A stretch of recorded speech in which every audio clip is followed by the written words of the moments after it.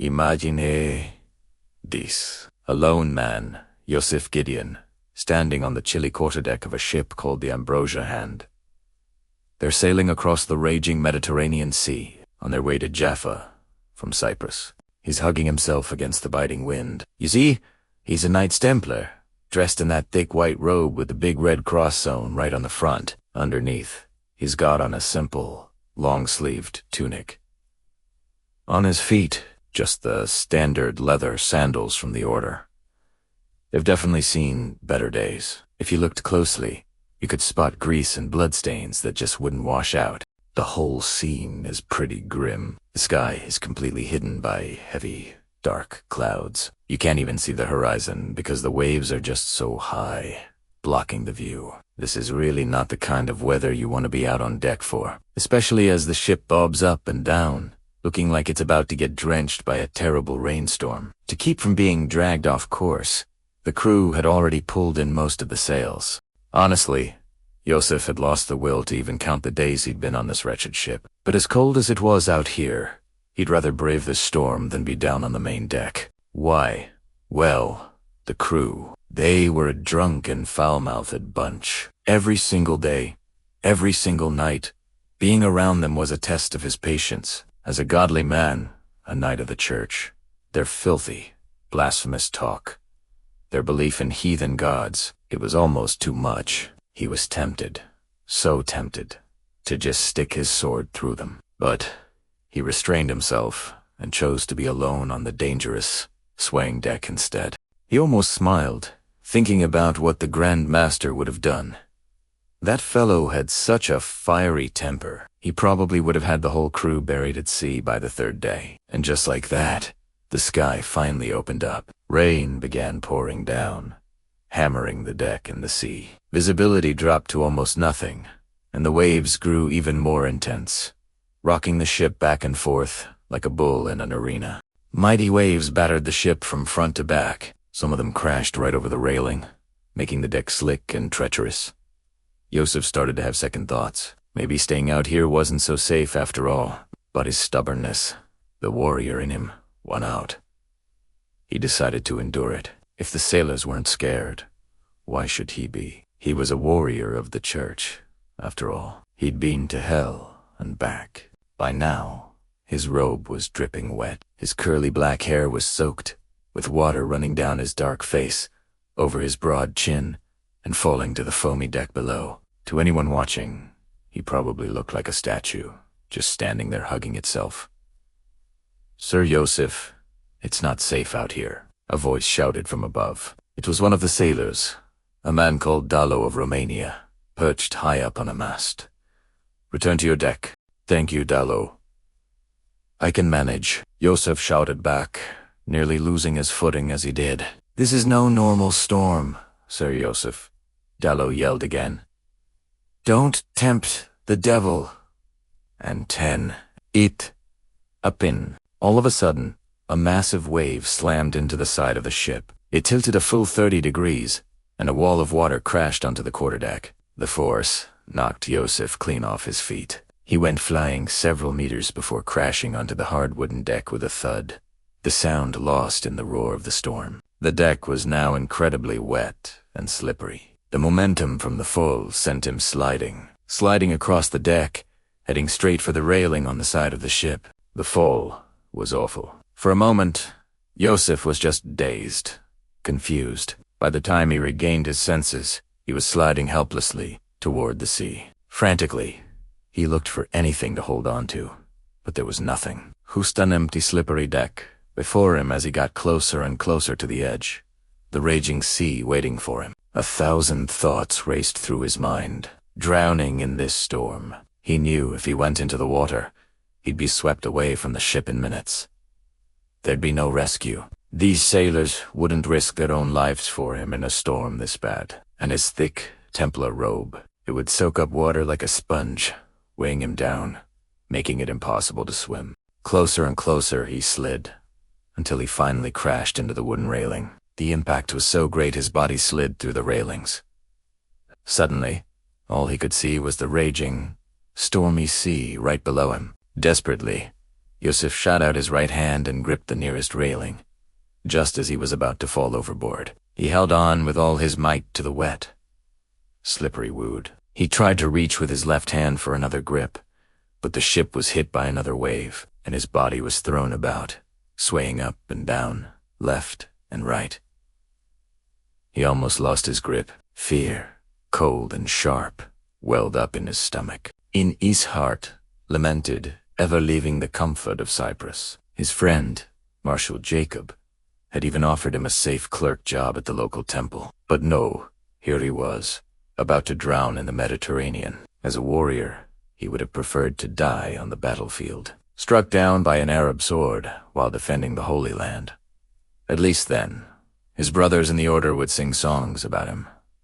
He'd get a decent burial and a guaranteed ticket through the pearly gates.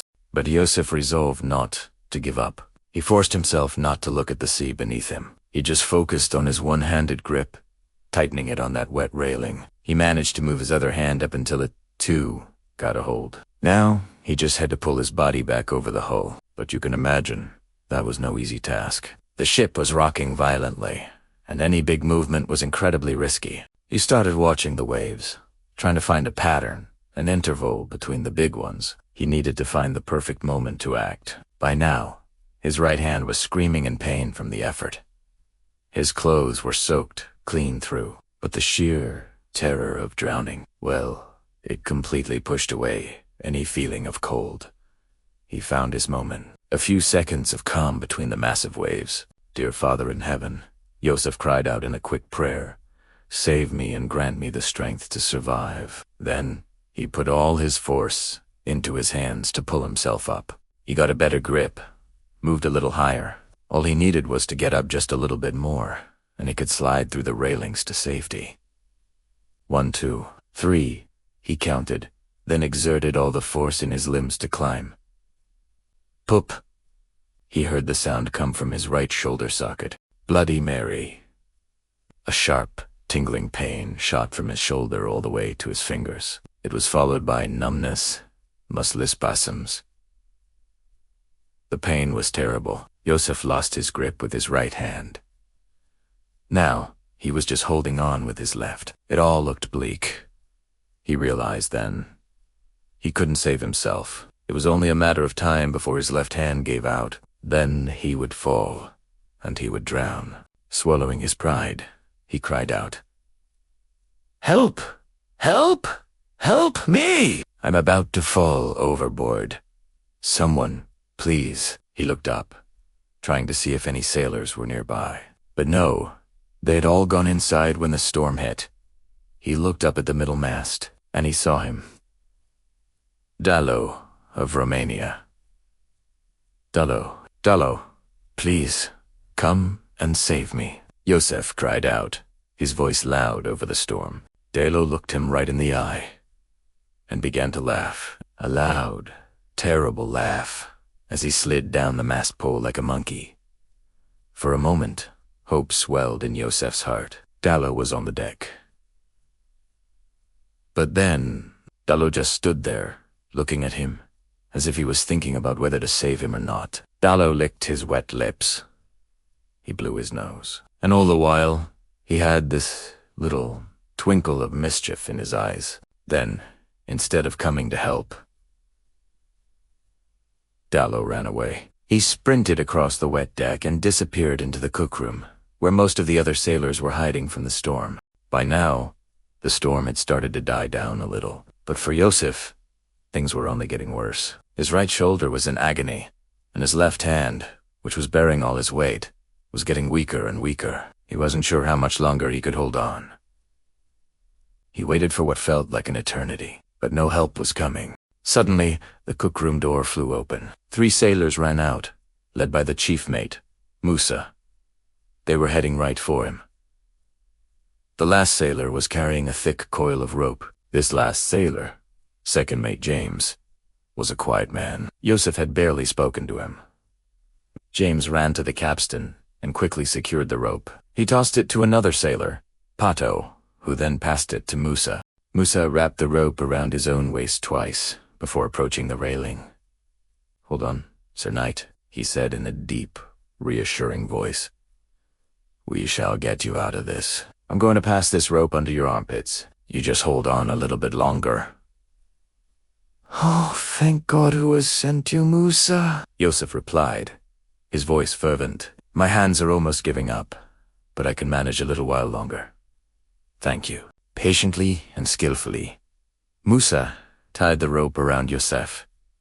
Then he reached over the railing, put his hands under Yosef's armpits, and with a quick, strong pull, hauled him up and over onto the deck. They led him, with the rope still tied around him, toward the warmth of the cookroom. Entering the room, the spicy, hot air hit them. It was only then that Yosef realized just how deeply wet and cold he truly was, and who was sitting right at the entrance. Dallo of Romania. He was casually munching on a fried chicken drumstick. When he saw them, he quickly stuffed the chicken into his pocket, licked his oily lips, and began to clap loudly. Everyone just turned and stared at him like he was some kind of strange creature. He immediately stopped clapping. "See, I told you Sir Knight here was in trouble," Dallo said to no one in particular. "Thank you, Dallo, for calling for help," Yosef said. "That was a close call." Then he turned to the others, and a big thanks to Chief Mate Musa, Second Mate James, and Pato for braving that hellish storm for me. I will forever be in your debt. If you are ever in Cyprus, come to our Templar temple. Tell them Yosef Gideon sent you. We Knights Templar are not stingy with those who help us. As he stood there talking, water dripped from his robe, forming a small puddle at his feet. He was shivering. He now realized, the cold from the storm finally setting in. The cook, a man named Jasper, looked at him with deep concern. My, he said. You will get a nasty cold standing there in those drenched clothes. Please, undress immediately, before the cold gets to your bones. Yosef looked around at all the male eyes on him. The thought of being naked in front of them all, it made him feel ashamed. It felt like a slap to his dignity. It was one thing to be naked with his Templar brothers, but these were strangers. Fear not, Knight Yosef, the cook said again. We are all fellow men here. Just relax and remove those bloody, cold clothes before you regret it. Another sailor, Pato patted him on the back. We are not like some Catholic priests, he said with a grin. Everyone laughed at that. Shut up, you morons, Jasper the cook suddenly shouted, his voice like a father scolding his children. They all went quiet. Now get out of my cookroom. Begone. One by one, they left, leaving Yosef alone with the cook. Ignore them, Jasper said calmly, as he started helping Yosef remove his heavy, soaked robe. The only thing they know is how to sail, drink, and engage in filthy talk. Yosef blushed. He wanted to protest, but the cook had such an authoritative air about him. So, he let him help. All right, that's better, Jasper said, placing Yosef's wet clothes next to the hot stove to dry. Here, he said, throwing a fairly dirty apron to Yosef. Put this on. It will warm you up. Come, have a seat. Yosef really didn't want to put on the dirty apron. It just held Italiano, Jasper noticed. Oh, he said, his tone sharp. I didn't realize you were one of those fellows who loves moving around nude, flashing their members for all to see. That remark stung Yosef. No, you got me all wrong, he said, quickly throwing the apron over his head. Ouch!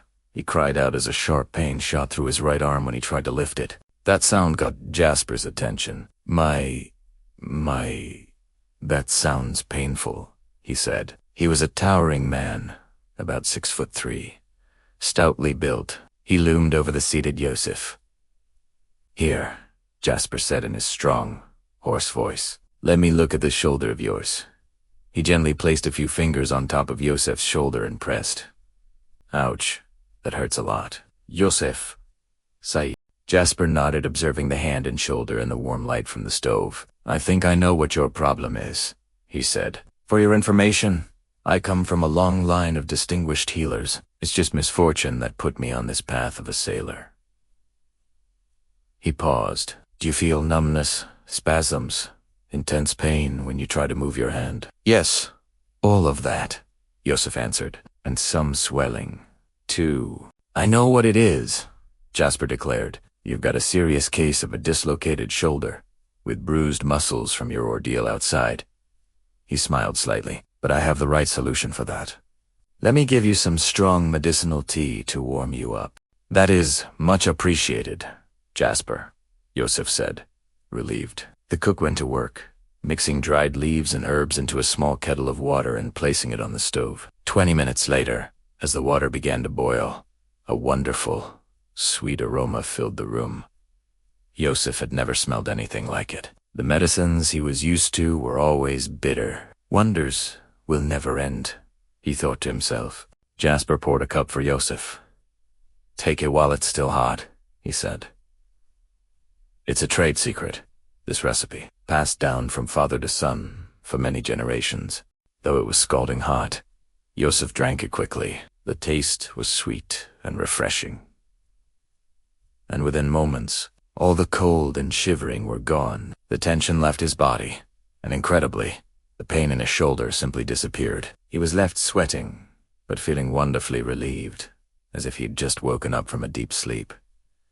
How are you feeling now? Jasper asked, seeing the change. Cook, Jasper, this medicine is almost divine, Yosef said enthusiastically. I feel great. All the pain has gone. Here comes the last part, Jasper said. It will pain a bit, but it will be worth it.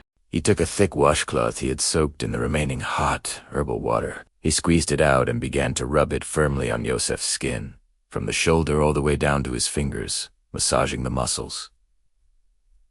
Then came the rough part. Jasper grasped Yosef's right hand and began to twist it, working to put the joint back in order. Thankfully, the tea had numbed the nerves. Otherwise, Yosef was sure he would have passed out from the pain. You need a good rest tonight and tomorrow, Jasper told him when he was finished. Then your hand will be back to normal in no time. Go to your cabin and rest. No supper for you tonight. Food doesn't mix well with this tea. As Yosef left, he found the sailor Pato and relayed the cook's message that supper was ready. Walking slowly to his cabin, with the storm now quiet, Yosef could only think of one way to describe the medicine Jasper had given him. It was a miraculous herbal concoction, sound of gentle morning waves, a single seagull call.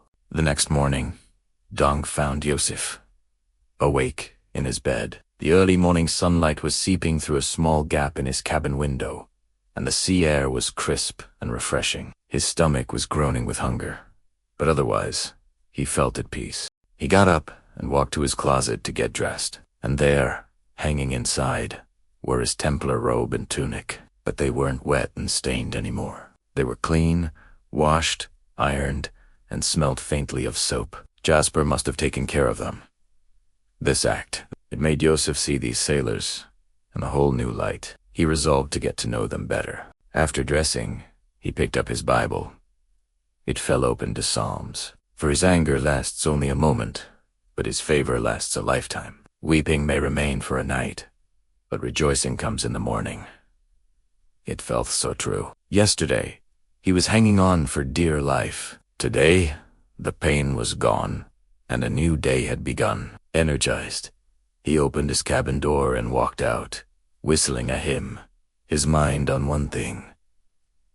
Breakfast. He was so occupied he didn't see the door to the captain's cabin opening right in front of him. Hoops! He bumped right into the ship's captain, Ramsey the Syrian, almost knocking him over. Yosef's reflexes kicked in, and he grabbed the captain's shoulders to steady him. Captain Ramsey! Sorry about that, Yosef apologized. Knight Yosef, the captain replied with a smile. I can see you are in a good mood today. It is I who must apologize for what happened yesterday. You almost gave me a heart attack. They talked for a moment, and the captain remarked, the way just grabbed me. If I didn't know better, I'd say there's nothing wrong with that arm of yours. Yosef smiled. You're right.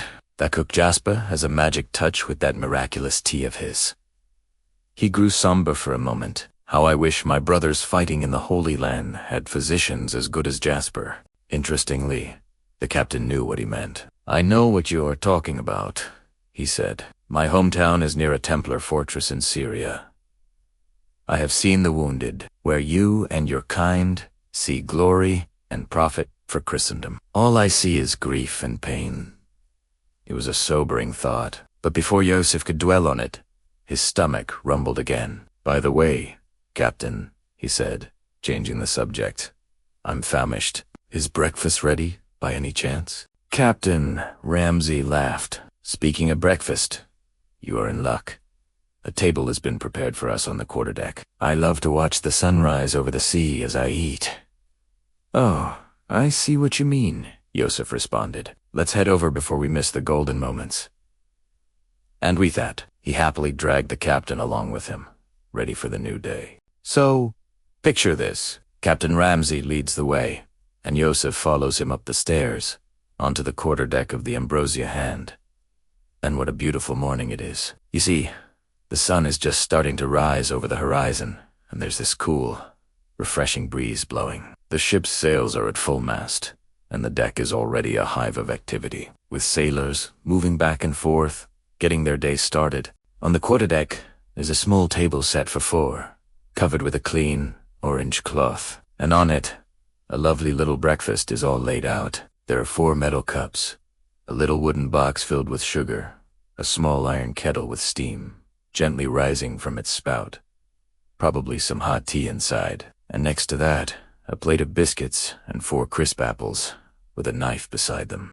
Just the sight of it makes Yosef's mouth water. I mean, after everything he went through, it feels like ages since he last had a proper meal. Captain Ramsey invites him to sit, and Sonte rejoined by the chief mate, Musa, and the cook and healer, Jasper. Once they're all gathered, Captain Ramsey speaks up. Good morning, everyone, he says warmly. Let our noble knight here give us a small prayer of thanksgiving before we share this breakfast. Yosef nods. It's a blessing to be seated with all of you this morning, he says. Let's pray. Heavenly Father, we thank you for this beautiful morning on the sea. We thank you for taking us through the shadow of death yesterday, during that terrible storm. As we gather here, bless this food, and may it give us the strength for the day ahead. Amen. With that, everyone starts pouring tea into their cups, spooning in some of the coarse brown sugar and stirring it in. Yosef takes a sip of his tea, and his eyes widen a little. Oh my goodness, Captain, he exclaims. This sugar, it tastes different. The captain smiles. Indeed, he says, you have an observant tongue. This isn't the sugar grown by the Knights Templar. I got this from the Knight Hospitallers, from their plantation near Tiberias. I'm told they process it to be extra sweet, to help with the bitter taste of their medicines. I see, Yosef replies, but I think I prefer the Templar sugar. I heard a knight in Jerusalem complaining a few years back that he lost some of his teeth because he got addicted to the Hospitallers' sugar. Chief Mate Musa looks curious. How did he know it was their sugar? Asics. Well, Yosef explains. The physician blamed it on him always going to the hospital or hospitals to borrow sugar, or making friends with patients just so they'd share their daily portion. You see, in our Templar camps, we only have sugar once a day, with breakfast. Iposes, then adds, and besides, too much sugar is a temptation. It goes against our vows of chastity and poverty. And at that, Chief Mate Musa just bursts out laughing. I mean, he's laughing so hard, painfully, that tears are streaming down the sides of his eyes. Every time he tries to stop, he just starts all over again. Finally, Jasper the cook, who's been quietly sipping his tea, speaks up. Okay, Sir Knight, he says, I understand how sugar can go against a vow of poverty. But chastity, isn't that a bit of a stretch? That's a very good question. Cook Jasper, Yosef says calmly. I was told that sugar is sweet, like sex. And for us brothers who have never, and will never, indulge nit, we could be tempted to sample this lesser evil, just to understand what makes men like Salah Musa go wild whenever the ship is in port. Bullshit, Captain Ramsey roars. But he's smiling. I can tell you, sugar is far from the sweetness of the real thing. But I suppose for unworldly brothers like yours, That explanation will have to do. Yosef feels a little small, a little belittled by that. So he tries to show he's not completely ignorant. We may not have engaged in the physical act, he says, but from reading what King Solomon wrote in the Song of Songs, we understand it well. As it says, for love is as strong as death, passion as harsh as the grave. Okay, we get it, Sir Knight, Musa says, and they're all smiling at him now. The captain changes the subject. The winds are favorable, Sir Knight Yosef, he says, looking out at the horizon. We should be in Jaffa port today. Andyuk no. The captain mentioning Jaffa gets Yosef thinking. The place is full of memories for him, and so much history. The Bible talks about it, how it was passed from the tribe of Dan to the Canaanites, until King David finally took it back. It was the very port King Solomon used to bring in the famous cedars of Lebanon to build the first temple. Over the centuries, Jaffa was held by everyone: Assyrians, Babylonians, Persians, Romans, and then, finally, Muslim invaders. That is, until 1099, when the Knights Templar fought a bitter battle to take it back. And for Yosef, this place is personal. Just a year ago, in 1191, he was here as a sergeant, fighting alongside King Richard the Lionheart. He was injured on the very last day of the battle that conquered the city. After that, he was sent to Cyprus to recover. And now, 1 year later, here he is, Yosef Gideon, an orphan from Cyprus with ancestry from Ethiopia, returning to Jaffa. And this time, he's not a sergeant. He's a full knight of the order. He wishes he could have been here just a few weeks ago, when his brothers fought off the great Saladin himself. As a warrior, he doesn't fear death, but being crippled, that he loathes. To be a prude, independent man reduced to surviving on the mercy of others. That was no life to live. Just as the captain predicted, the winds were good. By midday, the port of Jaffa appears on the horizon, and when Yosef sees that sliver of land, his heart skips a beat. For him, this is a homecoming. Without wasting a moment, he rushes back to his cabin. He quickly packs his clothes into his wooden chest and puts on his dry sandals. Then, reverently, he picks up his long sword, a gift from the marshal on the day he was knighted. The hilt is wrapped in soft leather for a firm grip, and inlaid into the pommel are 2 silver Templar coins. Elds it, Eppen slowly. He unsheaths the broad, 2-edged blade, and there, inscribed down the middle in Latin, is the Knights Templar creed. Nothing for us, Lord, nothing for us, but for the glory of thy name. He straps the sword to his waist, carries his chest out to the main deck, and waits. The port is getting closer now, clearer with every passing minute. Sound of a bustling, hot port, shouting, creaking wood, splashing water. Now, let's leave the ship for a moment. Let's go down to the docks of Jaffa. There's a man walking along the dirty, cracked road leading to the water. He's of medium height, with an olive complexion. To most people here, he's just Abu bin Zaid, one of the many boatmen who ferry people and goods to and from the ships. But he's not. It's a hot, dry day, and he's sweating, but he doesn't seem to notice. His mind is somewhere else. You see, these last few months have been filled with nothing but bad luck. A drought in his hometown, the news that his mentor was killed by the Knights Templar, and then, this morning, a dreadful letter from his order. Because Abu bin Zaid is a member of an ancient, secret organization, the Assassin Brotherhood. For 10 grueling years, he mastered their arts: fighting, camouflage, poison. He became one of them. 2 years ago, he was sent here, to Jaffa, as an undercover agent, to gather information on the Knights Templar. But the letter he received this morning, it informed him that he was under suspension, no pay. And in 3 months, he was to report to headquarters for a final judgment, and he knew what that meant. They'd probably just kill him, and not nicely. His only hope is to do something big, find some incredible information, or assassinate a high-ranking Templar, something to make them overlook his failings. Oh Allah. He prays silently as he reaches his small boat. Let this be the day my fortune turns. Just as he's about to row away, he hears a shout. A 4-horse carriage, The kind favored by Templar knights pulls to a stop. The rider, a butler, is waving him back. "Hello, boatman," the butler says, as he steps into the boat. "How much to ferry me to that ship over there?" He points to a newly arrived ship, far from the dock. It's the Ambrosia Hand. Back on the ship, Yosef is waiting, but the port is swamped with vessels, and it's scorching hot on the deck. He decides to find some shelter. He finds an empty hammock in the forecastle, climbs in, and closes his eyes, hoping for a little rest. But before he can drift off, he's startled by heavy footsteps. Standing beside him is the sailor, Dallo, and with him is a smartly dressed gentleman in a black butler suit. He's an older man, maybe in his 60s, but with the energetic build of a retired warrior. "So, knight," Dallo says, "the captain asked me to bring this gentleman to you. It's urgent." "Hello," Yosef says to the man. "I am Knight Yosef Gideon. Who do I have the pleasure of addressing?" The man gives a slight bow. "Your humble servant is Philip Richard," he says, "retired Templar warrior and butler to the master of the county, Bilian of Ibelen."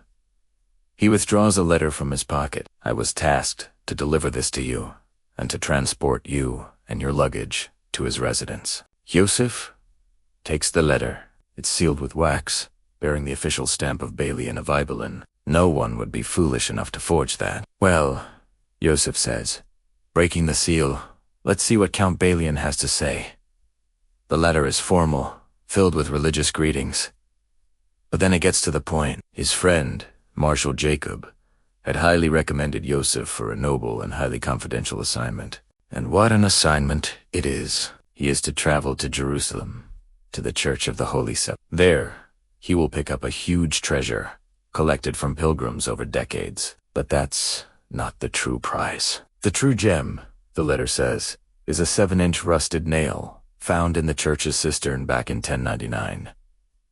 Reliable sources say this nail came from the true cross of Jesus Christ. And this nail, it is said, can heal all illnesses and lengthen the life of anyone pierced by it. Yosef's heart starts pounding with excitement.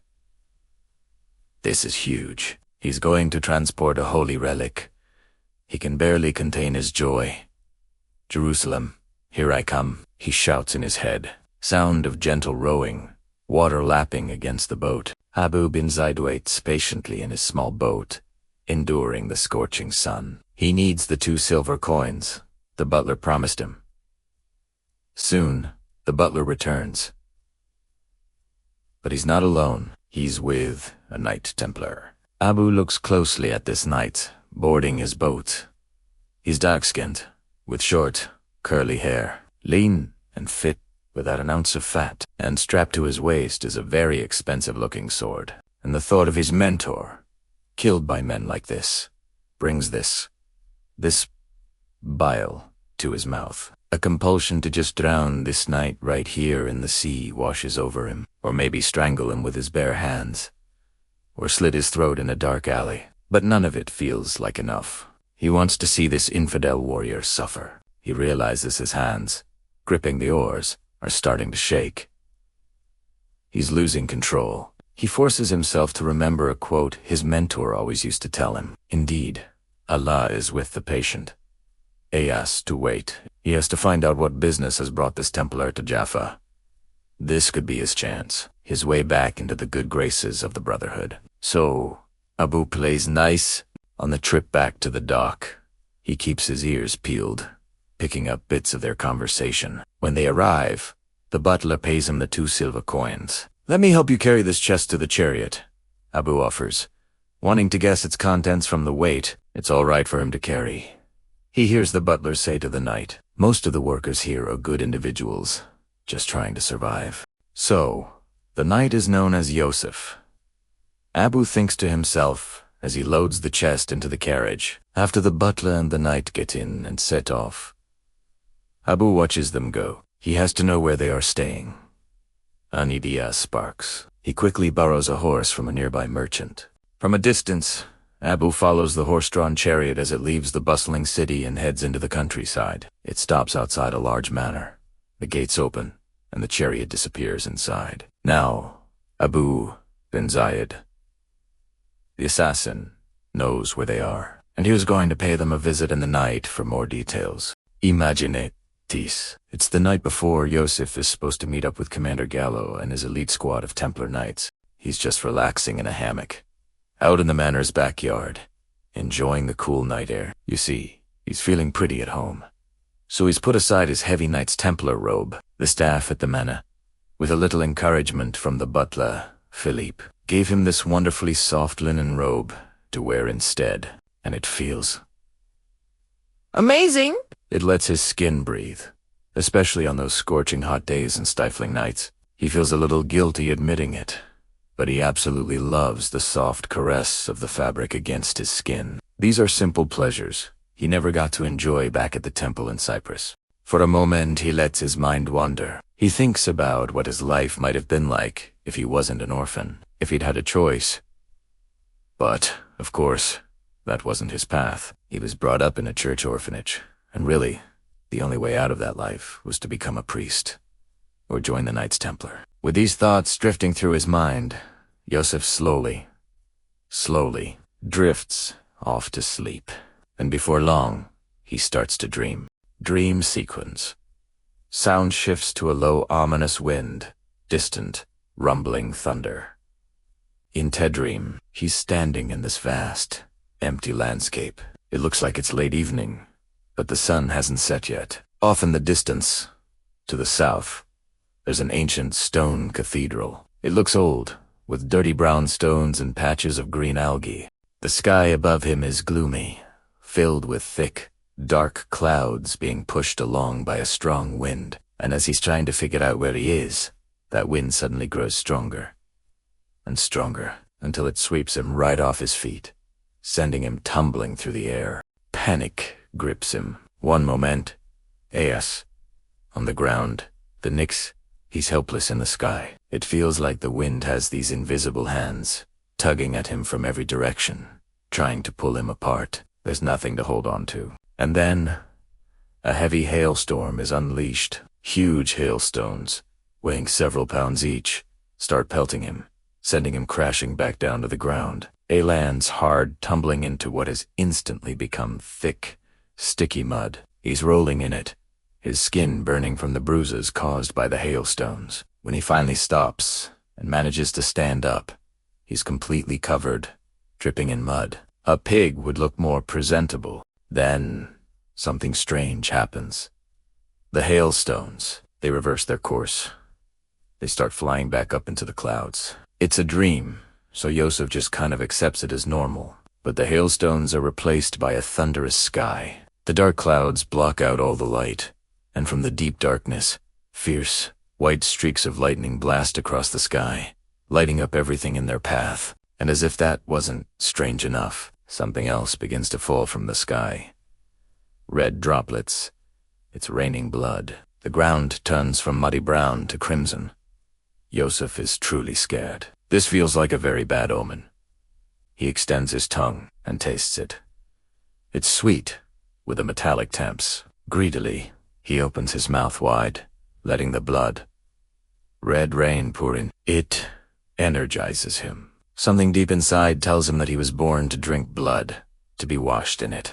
But after he's had his fill, a bitter, burning feeling fills his mouth and stomach, like he's just eaten a handful of red peppers. He desperately wants some water, but there's none to be found.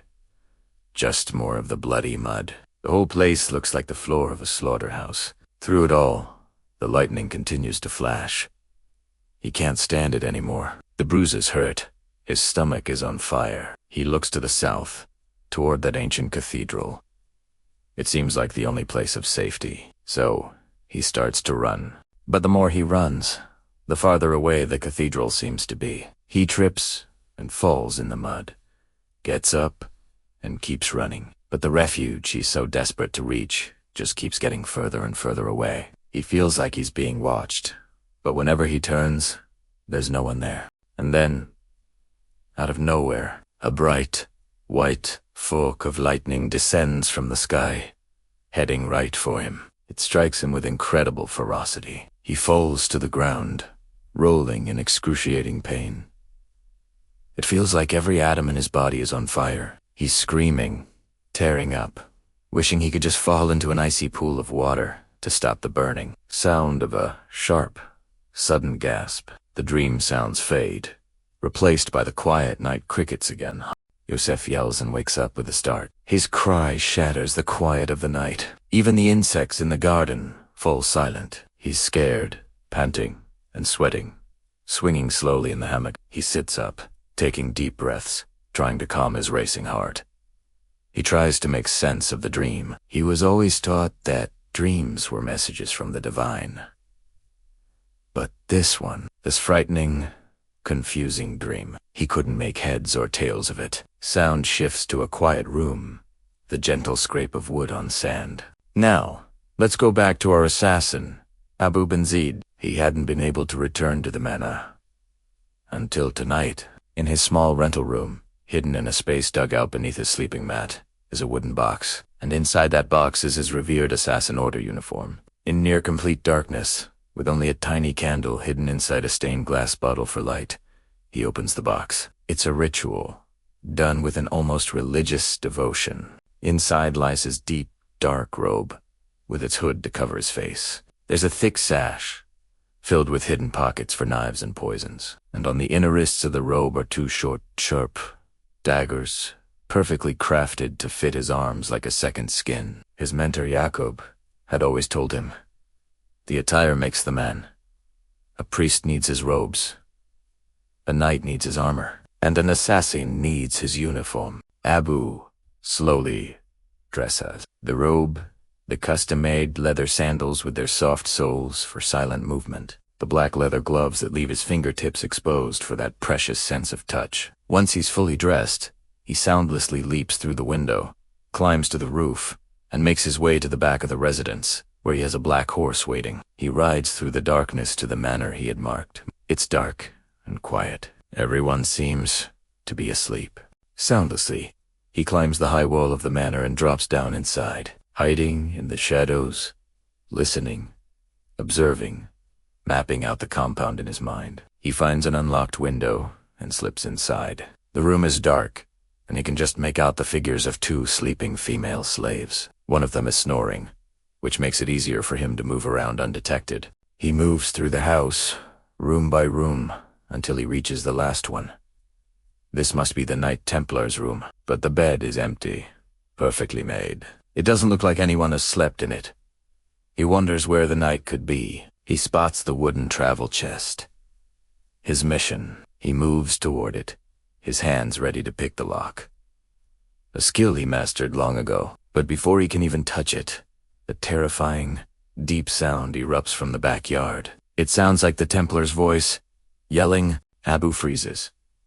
Has he discovered me? Is he alerting the household? A part of him wants to rush out and slit the knight's throat, but the saner part of him, the trained assassin, knows this was supposed to be an exploratory mission. Know your enemy before you engage. So, as slowly and silently as he came, Abu creeps out of the house.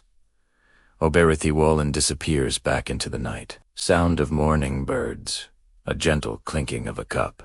The next morning, Yosef is wide awake. He couldn't get another wink of sleep. After that terrible dream, he's already fully dressed in his Templar attire, his sword, Abyssinia, ironwood, strapped to his waist. There's a certain confidence he gets from this uniform. It makes him feel fearless. There's a gentle knock on his door. It's the butler, Philippe. Good morning, Sir Knight, Philippe says. Breakfast is served, and the party we've been expecting will be here in an hour. Soon after breakfast, Philippe rushes in, looking excited. Sir, Commander Gallo and his elite squad have just arrived. Stepping outside the manor, Yosef is met with a sight that will be forever etched in his memory. 12 Templar knights, sitting on magnificent horses, arranged in a perfect formation. They are all in full armor, weapons at the ready. The commander, a man named Gallo Francis, gracefully slides off his horse and walks toward Yosef, bowing slightly.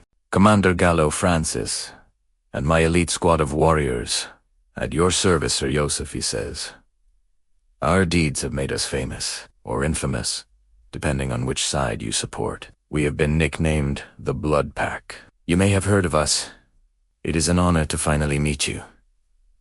Commander, God, you're the Blood Pack, Yosef replies, hugging him like a brother. After some pleasantries, they all go inside to plan their journey. In front of a large map of the Holy Land, Commander Gallo traces a route with his finger. A journey that will take them from Jaffa through several towns and castles, all the way to Jerusalem. How long do you think it will take, Yosef?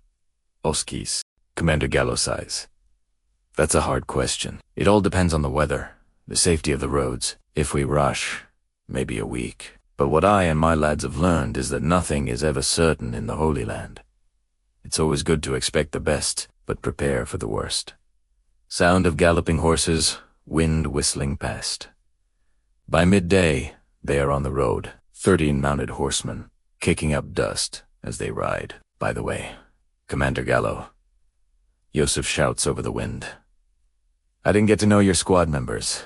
Gallo gestures for them to slow down. Of course, where are my manners? He says, and one by one, he begins to introduce his men. There's John Kant, the oldest, a master scout. Moreno Yosef, a banker's son who is also a deadly warrior and their Arabic interpreter. Manuel Jordan from Spain, who thirsts for battle and dreams of writing a biography of his exploits. And Canato from Vienna, an ambitious man who loves a dangerous mission and torturing prisoners. There's Moses Potter, the only Englishman, a master wrestler, and his best friend, Jean-Pierre, the son of a butcher from Paris, who wields a massive axe. Then there's Ambrose Henry, the bastard son of a French nobleman, who fights like one. But when Yosef asks about the last 4 riders at the back, Gallo just smiles. Those 4. They are part of a long story. I will tell you at dinner time when we camp. Sound of a crackling campfire, the chirping of night insects. That evening, they may camp behind a large boulder on a small hill. Canato is stirring a thick pottage over the fire, a mix of dried meat, bread, and vegetables. The aroma is tantalizing. After they've eaten, Yosef turns to the commander. So, he says, you promised me a story about those last 4 nights. Gallo finishes his meal, takes a deep breath, and begins. It's like this, he says. Those 4 knights are Leo Alexander and the twins, Daniel and Samson. They're all Slavs from a tiny Polish village, and because they trained in ballet and gymnastics as children, they are incredibly flexible. We've nicknamed them the 4 Cats. He pauses, his eyes distant as he remembers. 6 months ago, in Acre, we were escorting for stubborn cardinals from the Vatican. We were ambushed. We were passing through a ravine when they surrounded us, from the front and behind. The 4 Cats were at the back, because they were the youngest, the least experienced. The bandits behind us numbered close to 30 men, well armed. And at the front, there was another group of about 20. Oh my God, Yosef says in surprise. That's a huge number for such a small squad. Yes, Gallo says, his voice grim, and we couldn't outrun them. As a comandera was deeply worried for my young knights. I offered to reinforce them, but they refused. They told me they could hold the line and finish all 30 of them. He pauses again, and Yosef leans in, eager to hear what happened next. So, there they are, sitting around the campfire. The story has Yosef completely captivated. After a moment of silence, collecting his thoughts, Commander Gallo continues. So, I gave them the go-ahead, he says, his voice low and steady. I had to focus on the 20 bandits at the front, but you can bet I was keeping an eye on what was happening behind us. And just as you'd expect, the bandits started with arrows. Not just any arrows, mind you. Poisonous, barbed arrows, the kind that are deadly when they pierce you, and almost impossible to pull out without causing terrible damage. I have seen firsthand the ruinous consequences. You are talking about... Yosef agrees, his voice grim. Commander Gallo nods. But my 4 young knights, my 4 cats, they didn't flinch. Not for a second. They held their ground. They used their shields, covering themselves and the cardinals, and I tell you, it was no easy feat. They were moving, adjusting, matching the angles of every single arrow coming from 30 different men. And you have to imagine, all this is happening while the cardinals in the middle are completely losing it, crying, pleading, begging us to surrender. Some of them even fainted and fell right off their horses. I mean, 12 against 50. The odds were bad. Really bad. But my 4 defenders at the back, they proved they had hearts of steel. They never panicked. By now, Yosef is leaning in, completely absorbed in the story. Well, Gallo continues, when the arrows didn't work, the bandits decided to just charge. A brute force attack. 4 lancers at the front, with the other 20. 6 scrimming, Allah Akbar, right behind them, brandishing their Now, we all expected our men to retreat. You just can't defend against a mounted lancer while standing still. The force, the velocity, it's just too much. And then, they did something that made my blood run cold. Gallo pauses for a moment, letting the memory sink in. They dropped their shields, after defending so brilliantly against all those arrows. Erete were just dropping their shields. It looked like they were, and I felt this rush of shame. I almost wanted to ride back there and kill them myself before the enemy could. It was a disgrace. We are Knights Templar. We never surrender. The Lancers, of course, they were delighted. You could see the grins on their faces. They spurred their horses on, rushing in to finish off these 4 meek little lambs. But they weren't surrendering. As the Lancers got close, the 4 cats ran towards them. And with the ease of acrobats, in full heavy armor, mind you, they leaped right onto the Lancers' horses. It was like they shared one mind. They caught the lances, twisted them out of the riders' hands, used the force of the charge against them, and sent all 4 attackers flying from their saddles. They just stepped on the backs of the horses and leaped off. At that speed, there was no way the bandits could have survived the fall. 4 lancers down, just like that. And then, our boys were on their feet, clubs and maces swinging, rushing headfirst into the remaining 26 horsemen. The clash was horrifying. With pinpoint precision and terrifying brutality, 4 more helmets were caved in. The bandits tried to defend themselves, but they hadn't brought shields. My 4 knights. They didn't stop. They moved like a pack of wolves, ganging up on 3 riders at a time, taking down both the horse and the man in one fell swoop, before moving on to the next.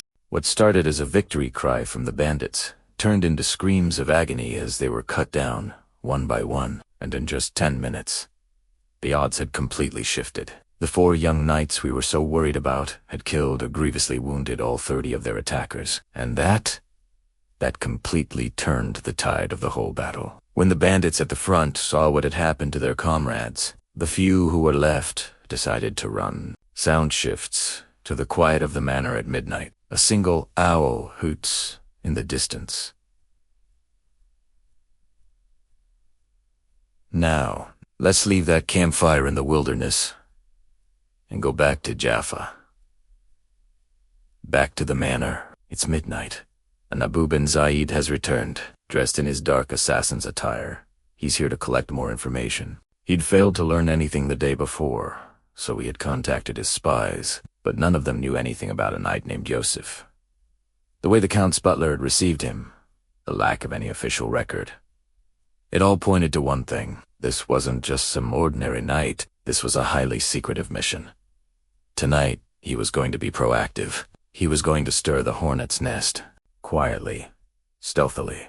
He moves through the manor's compound, sticking to the shadows, listening. He hears the gentle snoring of the manoresses. He creeps to the window of Yosef's room. He listens, smells, uses every sense he has, and they all tell him the same thing. The room is empty. Ooh, New Abu mumbles to himself. I was late. The infidel has already left. Anger and disappointment burn in his chest. He feels the urge to kill someone, anyone, just to release this frustration. Remembering the layout of the house, he creeps to the bedroom of the female slaves. The maids. He knows that maids are often the best sources of information. Within moments, he's inside their room. They are sound asleep on a mattress on the floor. He stands in the corner, savoring the feeling of having these two helpless women within his reach. His patience soon wears out. He decides to handle one at a time. From a hidden pocket in his sash, he takes out a small cloth and a vial of poison. It's a deadly, ancient poison, known only as Kublat, Satan's kiss. He kneels down next to the nearest sleeping woman. He places the cloth over her nose and mouth. For a moment, she struggles unconsciously, but it's too late. A few breaths are all it takes. Abu knows she is now in a deep, death-like coma. He pushes her body off the mattress and onto the floor. Now, he turns his attention to the other woman, still sound asleep. His work was just getting started. Like a butcher, anxious to begin his work, Abu pulls out a sharp dagger. He places it against the sleeping woman's throat. He puts one hand over her mouth and straddles her body with his knees, pinning her down. The feeling of suffocation wakes her up. She struggles, but it's useless. In the dark, Abu can see the glint of panic and fear in her eyes. S, H. He hisses, "Shut up, bitch, or I will slit your throat." He pushes the dagger just a little deeper, drawing a trickle of blood. The pain and the fear make her go still. "I'm going to remove my hand now," he whispers. "Don't make any noise. Answer my questions, and no harm will come to you. Nod if you understand." Meekly, she nods. "What is your name, slave?" Amina.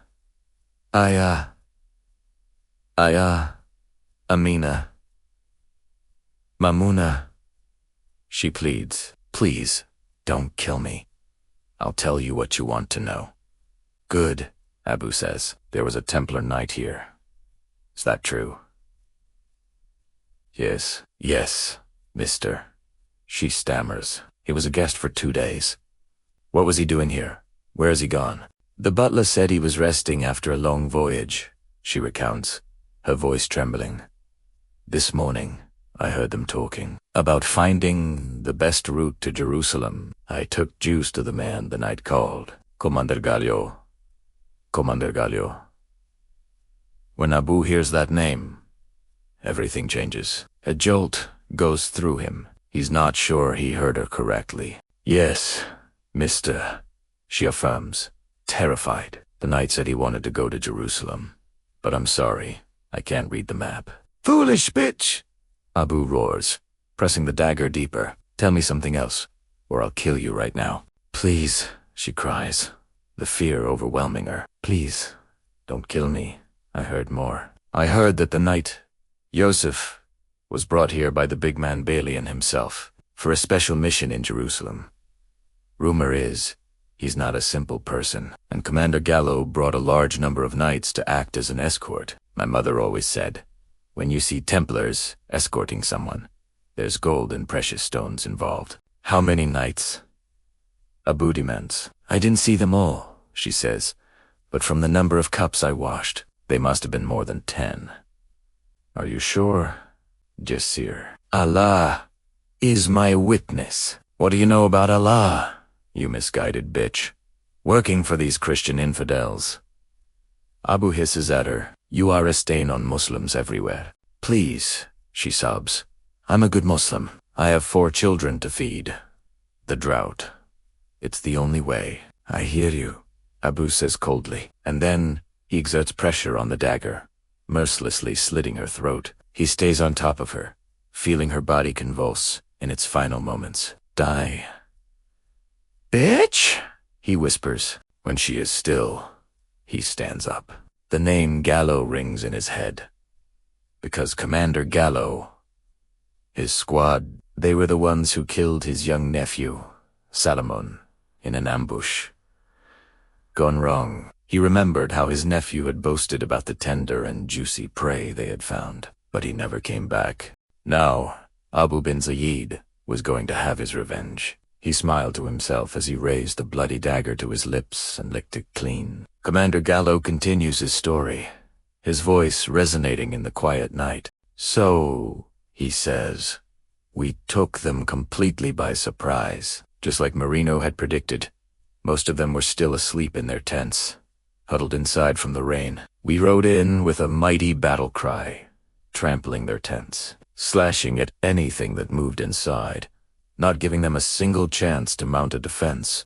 As we finished our first charge, the tents started to catch fire. What was once a cool, quiet night was now filled with smoke, the smell of burning flesh, and the screams of the unlucky warriors trapped inside. In that first charge alone, we probably took down about 30 of them. We turned around for a second charge. By now, my lads were motivated, jubilant, high on the adrenaline of battle. We crashed into the remaining troops who were trying to form a defense. It was pure chaos. The sound of shields hitting shields, helmets ringing from the blows of our clubs and lances. When I finally brought my horse to a trot after that second charge, I looked around. Less than half of the defenders were still standing. We had evened the odds, but that's when our luck took a turn for the worse. 10 Muslim warriors. They managed to get to their horses. Their leader was an older man, a distant Kurdish relative of Saladin himself, a commander named Amin Anes. They formed up behind him, and instead of splitting up to face our 3 formations, they focused all their strength on one. The one led by John Conti. They attacked with these huge, long-handled axes. They were ferocious. Conti's men were immediately on the defensive, just trying to endure the barrage of numbing, powerful blows. Before we knew it, Amin and his men had chopped 2 of my knights, Manuel and Rembrandt, right off their horses and trampled them to death. We heard their screams. It broke our hearts. We wanted to help, but we were already engaged. If we turned our backs, we'd be cut down. With anger and fury, I shouted at my lads to spare no one. We tightened our formation and took down 15 more of them. By now, our arms were weary, our shields heavy, but we weren't about to die at the hands of these unbelievers. We were going to get revenge for our fallen brothers. We finally fought our way over to help John Conti. By now, his men were completely surrounded, squeezed together back. Just as we were about to join them, the Muslim archers took down 5 of our horses. They knew what they were doing. They were trying to take away our advantage. On horseback, or not, a Knight Templar fights fiercely. The lads who lost their horses continued on foot. We finally reached the center of the camp, where Conti and his men were fighting for their lives, and that's when they sprang their final trap. The Muslim troops lit a fire across the entire perimeter of the camp. They had knocked over barrels of oil, and now they set it all ablaze. Huge flames shot up, forming a circle around us, trapping us inside. Our horses panicked. The thick, acrid smoke filled our lungs, irritated our eyes. One of my knights, Pierre Jean, even vomited inside his helmet. They had outplayed us, trapped us, forcing us to fight on their terms. It was their last stand, and they were determined to take us all down with them. So, my lads jumped off their horses. We merged into one group, on foot, and we attacked. It was brutal. We fought as one team, one brother attacking while the next shielded him. Ter Commander Amin, he fought like a true warrior, his battle axe a blur of motion. He took down 2 more of my lads, before we finally surrounded him. 12 of us against 1. We stabbed him, hacked the axe from his hands. I myself went for the killing blow, cutting through his neck. A geyser of warm blood sprayed over us. He went down to his knees. I commanded my lads to stop. I looked into his eyes as he knelt there, bleeding to death. En primera, ça W, peace, contentment. He knew he had fought the good fight, even in defeat. He tried to speak, but only coughed up blood. I took off my helmet and nodded to him, acknowledging him as a worthy warrior. He struggled, but he managed to nod back, and then, fell. And so, Yosef Commander Gallo finishes, his voice quiet now. That is how we secured Jaffadoc, and that is how we earned our infamous nickname, the Blood Pack. From a squad of 20 men, we were reduced to 12, and after what happened in Acre, most of the other Templars believed the rumors that we were cursed by Saladin. No one would volunteer to join us.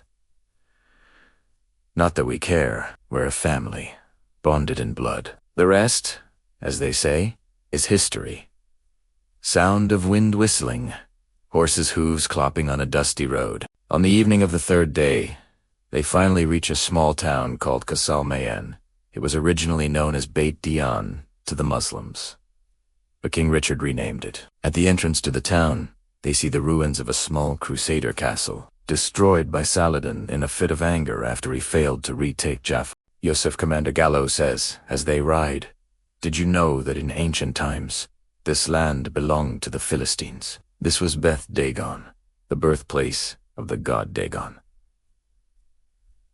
They talk, as they ride, about the crusade, the politics, the futility of it all. "It's not just a holy war," Gallo explains, but a political game among the Christian kings.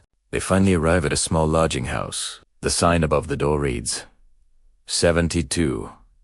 Hanna Promise, sound of a bustling, warm room. Clinking of plates, low chatter. Inside, they are treated to a magnificent meal, a traditional Moroccan dish called kuzak. Slow-cooked lamb, chickpeas, potatoes. It's the best thing they've tasted in days. As they eat, they talk with the owner, a man named Adam. They talk about peace, about how the three great religions could and should get along. One of the four cats, a quiet knight named Leo Augustine, speaks up. "From what I heard," he says, "Islam is a religion of peace, and we Christians are taught to love our enemies. The Holy Land could be the better for it. If all three religions got along." Adam agrees. "War is not good for anything," he says. "Business was good before all this started. I had a nice lodging here, fit for a prince. It could house 60 people. But King Richard's troops destroyed it." He sighs. "I'll never forget the day I received 72 gold coins in one go. That's why I named my place 72 Jana Promise." At that, Moreno Yosef starts to laugh. "Adam, are you serious?" he says, sarcastically. "All along I thought your 72 Jana Promise was about some big-breasted virgins you want to meet in the next life." The whole room erupts in laughter. "I love to hold my virgins in my pockets, not next to my bosom.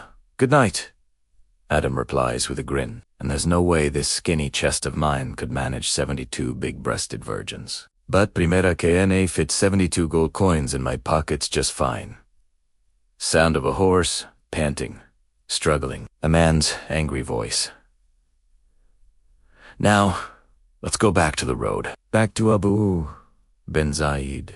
He's riding a horse at breakneck speed, pushing the poor animal to its absolute limit. He's hot on the trail of Gallo and Yosef. He found the warm ashes of their campfire a day ago, but heavy rain had slowed him down. Foolish animal. He curses at the horse. "You won't die on me. Run faster, damn it." As he's lost in his angry thoughts, the horse finally reaches its breaking point. It collapses, suddenly, sending Abu flying. He lands with a thud on the muddy road, his robe splattered with dirt. So, as Abu is lost in his thoughts, his horse finally gives out. It collapses with a heavy thud, right on the muddy road, with him still on top. His robes are instantly splattered with mud. "La Ula," he exclaims, realizing what's happened. He kicks the horse, trying to see if there's any life left in it. Nothing. He bends down, puts his ear to its nose, hoping for a faint sign of breath. But no, it's completely dead. "You are not supposed to die here." He curses at the dead animal. Left with no other option, he gathers his belongings from the saddle, slings his bag over his back, and starts walking. "I won't suffer like this for nothing," he mutters to himself as he trudges through the mud. "Someone is going to suffer and die at my hands to take away this anger I'm feeling." Sound of wind whistling, the soft rustle of leaves. Now, what Abu doesn't know is that just up ahead, around a sharp turn in the road, a group of 6 bandits are waiting for him. You see, this nasty weather has been bad for their business, too. They're hungry. Their leader, a man named Buluhani Ashraf, is a deserter from Saladin's army. He and his men have become infamous and elusive bandits, preying on anyone unlucky enough to cross their path. The bounty on their heads is a staggering 500 silver coins. Ordinarily, Buluhani might have felt some sympathy for this poor, lone traveler, and let him pass.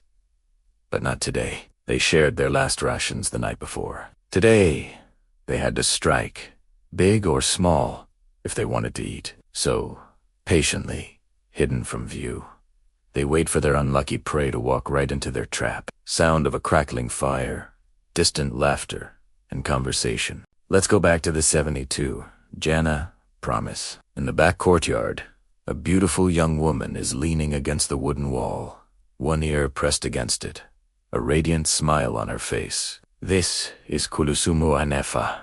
She's 16, the younger sister of the proprietor, Adam, and she's eavesdropping on the conversation between her brother and the Knights Templar. By nature, Kulusumu is unconventional, spirited, and headstrong. She's tired of being treated like a child, hidden away from the world. She helped prepare the magnificent meal they just ate, but her brother, Adam, took all the credit. My dear brother, she thinks to herself, your ego is not one for a humble person. She listens to the voices inside, drawn to the exotic accents of the knights. She particularly likes the sound of the 4 young Polish knights, the 4 cats. Their conversation about war, about peace, it touches her. It reminds her of her basher, who was killed in the fighting. For months, she has mourned him. But hearing these young knights, who have also been through the crucible of war, still looking at life with optimism, it brings back a fire for life that she thought she had lost. She longs to sit with them, to talk with them, not as Muslims and Christians, but just as people. And then, an idea sparks in her mind. She could go in under the pretext of clearing the plates. Sound of a door creaking open, the gentle clinking of plates.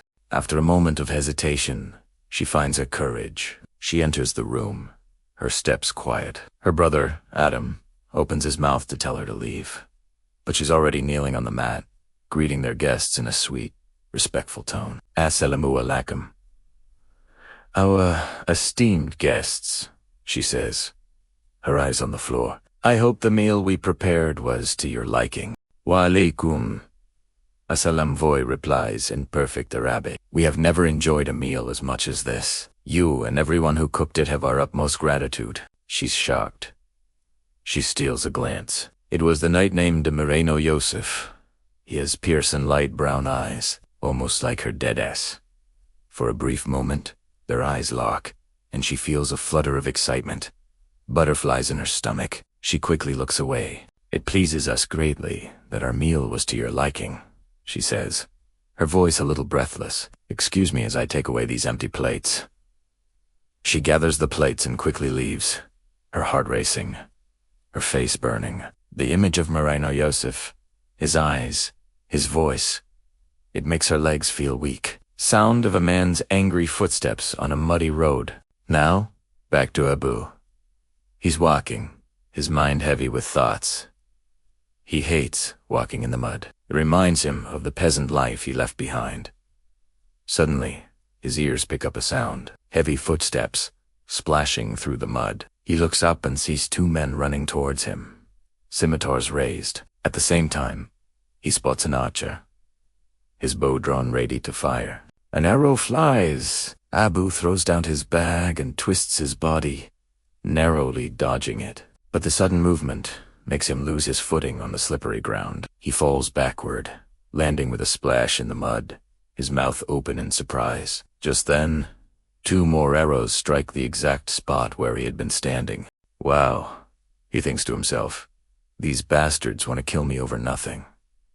Anger bubbles up inside him. They are playing with fire, he thinks. Let me show them what real killing looks like. He rolls to his feet, ignoring the mud. His weapons are in the bag, too far away. So, he decides to run straight at the 2 bandits closest to him. One of them swings a small axe at him. Abu leaps away, the axe missing him by centimeters. He closes the distance. The 2 bandits swing there. Abu sidesteps, and as one of the bandits is off balance from his swing, Abu strikes. A powerful punch to the elbow dislocates the joint. The bandit screams in pain, dropping his Abu snatches it from the air and delivers a vicious kick to the man's groin. The injured bandit collapses, groaning in the mud. Now, it's one-on-one. He fences with the remaining bandit, a man bigger and stronger than him. The other bandits are getting closer. Abu knows he needs to end this quickly, and if pure tactics won't work, he will have to resort to tricks.